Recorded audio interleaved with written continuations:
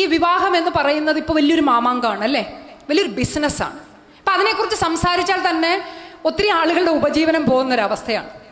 ഇത് സെലിബ്രേറ്റ് ചെയ്യുന്ന ഒരവസ്ഥയുണ്ട് അല്ലേ. നമ്മൾ പെൺകുട്ടികൾ, നമുക്ക് എല്ലാവർക്കും ഭയങ്കര രോമാഞ്ചമാണ് കല്യാണം എന്ന് പറഞ്ഞ്.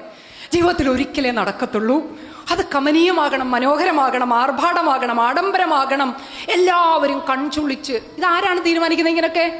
ഇങ്ങനെയില്ലേ ആഗ്രഹങ്ങളില്ലേ? ഉണ്ടോ ഇല്ലയോ? ഇല്ലെന്ന് പറയുന്നുണ്ടെങ്കിൽ അത് ഏറ്റവും നല്ലത്. പക്ഷെ ബഹുഭൂരിപക്ഷത്തിനും അങ്ങനെയാണ്. ഇപ്പൊ കഴിഞ്ഞ ഒരു 10 വർഷത്തിന് മുമ്പ് വരെ ഒറ്റ ദിവസം ഉണ്ടായിരുന്ന ഒരു കല്യാണം ഇന്നിപ്പോ എത്ര ചടങ്ങോടെയാ നടക്കണേ? ഇത് എവിടുന്ന് വന്നതാ ഇതൊക്കെ? ഇത് എവിടുന്ന് വന്നതാണ്? ഈ മെഹന്തി കല്യാണം എവിടുന്ന് വന്നു? സേവ് ദ ഡേറ്റ് എവിടുന്ന് വന്നു? ഈ തലേദിവസത്തെ മെഹഫിൽ എവിടെ നിന്ന് വന്നു? ഇതിനൊക്കെ ഒരു കൾച്ചറൽ റൂട്ടുണ്ട്. ഇപ്പൊ ഇവിടെ നമ്മുടെ ബ്രോഷറിൽ കൾച്ചറൽ ട്രാൻസ്മിറ്റേഷനെ പറ്റി ഒരു വാചകം ഉണ്ടായിരുന്നു. അതിവിടെ പരാമർശം വരാത്തതുകൊണ്ട് ഞാൻ അതിലേക്ക് പോകുന്നില്ല. ഇത് എവിടെ നിന്നാണ് വന്നത്? നിങ്ങൾ അറിയാതെ ഇതൊക്കെ പണ്ട് നൂറ്റാണ്ട് മുതൽ ഇവിടെ നടന്ന സംഭവമാണെന്നുള്ള തരത്തിലാണ് ആഘോഷിക്കുന്നത്. ഇത് കേവലം 4-5 കൊല്ലമായിട്ടേ ഉള്ളൂ. ഇതൊക്കെ മറ്റ് ആളുകളുടേതാണ്. ഹിന്ദിയിൽ നടന്നിരുന്ന കുറച്ച് കാര്യങ്ങൾ, UP-യിൽ നടന്ന കുറച്ച് കാര്യങ്ങൾ, ഗുജറാത്തിൽ നടന്ന കുറച്ച് കാര്യങ്ങൾ, ബ്രാഹ്മൺ കമ്മ്യൂണിറ്റിയുടെ ഇടയിൽ നടന്ന കുറച്ച് കാര്യങ്ങൾ, അങ്ങനെ എല്ലാം കൂടി സമ്മിശ്രമാക്കി ഒരു അവിയലാക്കി ഒരു കച്ചവട പാക്കേജ് ആക്കി. മനസ്സിലായില്ലേ? ഇപ്പൊ അച്ഛനും അമ്മയും, നിങ്ങൾ പറഞ്ഞു തന്തവൈബും തള്ളവൈബും പറഞ്ഞില്ലേ മോള്, ആ അച്ഛനും അമ്മയും തന്നെയാണ് സേവ് ദ ഡേറ്റിന് നിങ്ങളെ വിടുന്നത്. ഇല്ലേ? am I right? അല്ലേ? എവിടെയാണ് ഈ കോൺട്രഡിക്ഷൻ? എന്താണ് ഈ കോൺട്രഡിക്ഷന്റെ പിന്നിൽ വർക്ക് ചെയ്യുന്നത്? മനസ്സിലായിട്ടുണ്ടോ? നിങ്ങൾ ആ കല്യാണം തീരുമാനിക്കുന്നതിന്റെ തൊട്ട് മുമ്പ് വരെ വഴിയിൽ ഒരു പയ്യനോട് സംസാരിച്ചു, ബസ്സിൽ ഒരു ചെറുക്കനെ മറ്റേ സുബ്രഹ്മണ്യപുരം സിനിമയിലെ പോലെ ഒന്ന് കണ്ണുകൊണ്ട് 70s പ്രേമത്തിലൊന്ന് കണ്ണുകൊണ്ട് നോട്ടമിട്ടാൽ പോലും അച്ഛൻ്റെ അമ്മയുടെ മുമ്പിലെത്തി താക്കീതും പിന്നെ ഫോൺ പിടിച്ചു വെക്കലും 2 ദിവസത്തെ കത്താഴം ഉണ്ണായും ഒക്കെ ഉള്ള വീടുകൾ ഈ സേവ് ദ ഡേറ്റ് എന്ന് പറയുന്ന പ്രതിഭാസത്തിന് അങ്ങ് കയറൂരി അഴിച്ചങ്ങ് വിടുവാണല്ലോ. എന്താ ഇത്? എന്താ മോളെ? അതെന്തുകൊണ്ടാ?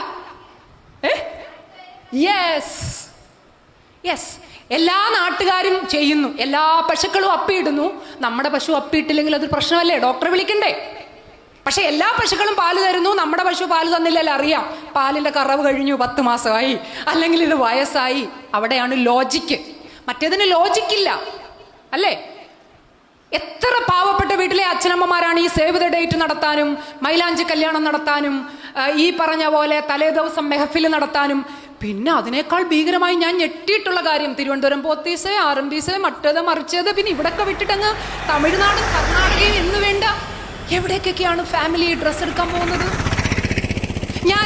ഞാൻ നിങ്ങളോടൊന്നല്ല, ഈ എന്നോട് പിണങ്ങരുത്, ഈ ഓൾ സയൻസ് കോളേജിലെ പെൺമക്കളോടല്ല, കേരളത്തിലുള്ള മുഴുവൻ പെൺകുട്ടികളോടും ചോദിക്കാൻ നാണമില്ലേ നിനക്കൊക്കെ? നാണമില്ലേ നിങ്ങൾക്കൊക്കെ? നിങ്ങൾക്ക് വരുന്ന എല്ലാ പ്രശ്നങ്ങളുടെയും പിന്നിൽ നിങ്ങളുടെ ഈ മൗനവും ഈ പറഞ്ഞ കട്പുത്തലി പോലെ, ഇന്ത്യയിൽ പറയുന്നതാണ് മാനുക്വീൻ പോലെ കെട്ടി അലങ്കരിക്കാൻ നിന്നുകൊടുക്കുന്ന, ടൂളായി വിട്ടുകൊടുക്കുന്ന നിങ്ങളുടെ ഒരു ശരീരമുണ്ടല്ലോ, ആ ശരീരം ഫ്രീസാക്കി വെച്ചുകൊണ്ട് നിങ്ങൾ നടത്തുന്ന പ്രവർത്തനം, അത് മറ്റേ രാംജി റാവു സ്പീക്കിംഗിലെ സിനിമയിൽ പറഞ്ഞാലേ, ആ പ്രവർത്തനം ആദ്യം അവസാനിപ്പിക്കും. ഇനി അതല്ല, കുറച്ചു പേർക്ക് ഇതങ്ങ് ഇല്ലാണ്ട് ജീവിക്കാൻ പറ്റില്ലെന്നാണെങ്കിൽ പോയി പണിയെടുത്ത് സ്വന്തമായി പണം ഉണ്ടാക്കി പോയി നടത്തും. എന്താ റൈറ്റ് അല്ലേ?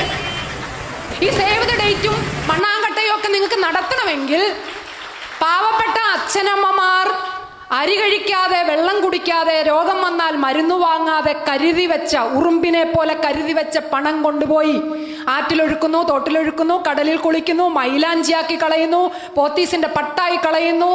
പിന്നെ എന്തൊക്കെയാ സംഭവിക്കുന്നത്? അവിടെയാണ് മകളെ ഭയം പോകാതിരിക്കുക. മനസ്സിലായില്ലേ? ഭയത്തിന്റെ വഴികളാണ്. നിങ്ങൾ അലങ്കാര വസ്തുക്കളായി നിന്നു കൊടുത്താൽ നിങ്ങളിലേക്ക് അലങ്കാരങ്ങൾ വന്നു ചേർന്ന് കൊണ്ടേയിരിക്കും. ഒരിക്കലും നിങ്ങൾക്ക് കഴുത്തു നോക്കാൻ പറ്റില്ല. ഒരിക്കലും നിങ്ങൾക്ക് ആടയാഭരണങ്ങൾ, പിന്നീട് വരുന്ന ആടയാഭരണങ്ങളാണ് അടി, ഇടി, തൊഴി, മണ്ണെണ്ണ സ്റ്റവ് പൊട്ടല്, ഗ്യാസ് പൊട്ടല്, ഫ്രിഡ്ജ് പൊട്ടിത്തെറിക്കല്, മറ്റേത് അതൊക്കെ ആഭരണങ്ങളാണ്. ഇതിന്റെ പിന്നാലെ വരുന്നതാണ്. എന്തുകൊണ്ട്? ഇതാണ് ലോജിക്കൽ തോട്ട്. നിങ്ങൾ ഇതിന്റെ ആഡംബരാംശം മാത്രമേ കാണുന്നുള്ളൂ. ഒറ്റ ദിവസത്തേത്. എത്ര പേരാണ് ഈ ആൽബം തുറന്നു നോക്കുക? കല്യാണം കഴിഞ്ഞിട്ട് എത്ര പേര് ഈ വിവാഹത്തിന്റെ വീഡിയോ CD ഒക്കെ ഇട്ട് കാണാറുണ്ട്? 1-2 തവണ അല്ലേ? എന്താണ് ഒരു പാക്കേജ്? ഇപ്പോൾ ഒരു ഫോട്ടോ, മറ്റേ വീഡിയോ, സേവ് ദ ഡേറ്റ് എല്ലാം കൂടി എത്രയാ? 5 ലക്ഷം അല്ലേ? അങ്ങനെയൊക്കെ ലക്ഷങ്ങളാണ്, വലിയ പൈസയാണ്.